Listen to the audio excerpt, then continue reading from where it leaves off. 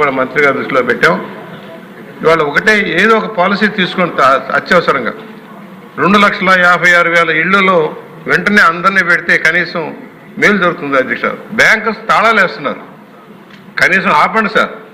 జగన్మోహన్ రెడ్డి చేసిన తప్పిదాన్ని ఇవాళ బాధితులుగా మార్చారు సార్, లబ్ధిదారులు బాధితులుగా మారారు.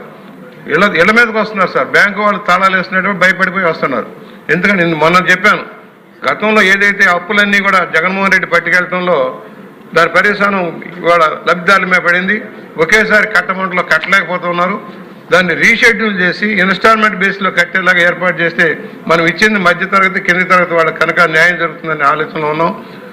రెండోది అధ్యక్ష, మీ ద్వారా విజ్ఞప్తి చేస్తా ఉన్నా, ఇదే డిబేట్ చేశాం సార్. ఇదే డిబేట్ చేసినప్పుడు ఇదే విషయం చెప్పాను. జగన్మోహన్ రెడ్డి అప్పు చేసి పట్టుకుపోయాడని చెప్తే సైకో బ్యాచ్ పచ్చి బూతులు సార్, ఈ వయసును కూడా లెక్క చేయకుండా పచ్చి బూతులతోటి వాట్సాప్లో పెట్టేసి ఎంత చర్యలు ఏం చేస్తున్నారో డిపార్ట్మెంట్ నాకు అర్థం కావట్లేదు సార్. పచ్చి బూతులు సార్, అసెంబ్లీలో మాట్లాడిన మాటలను కూడా ఒక్కడి భాషని చెప్పి పచ్చి బూతులు పెట్టే పరిస్థితిని ఖండించుతున్నాం. దీన్ని దయచేసి గమనంలో తీసుకోవాల్సిన విజ్ఞప్తి చేస్తూ మంత్రి గారికి నేను విజ్ఞప్తి చేస్తున్నా. మా ఊరే కాదు, అన్ని చోట్ల 2,54,000 చిల్లర ఇళ్ళు కూడా తక్షణం అన్ని దశల్లో పూర్తి చేసి వారికి హ్యాండ్ ఓవర్ చేయాలి. ఇన్స్టాల్మెంట్ బేస్లో వాళ్ళు పే చేసుకునేలాగా అవకాశం కల్పించాలని నేను డిమాండ్ చేస్తున్నాను సార్.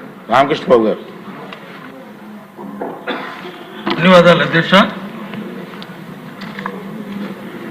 ఈ టిక్కో హౌసింగ్ ఈ జగన్మోహన్ రెడ్డి గారి పుణ్యమని పేద ప్రజలందరూ కూడా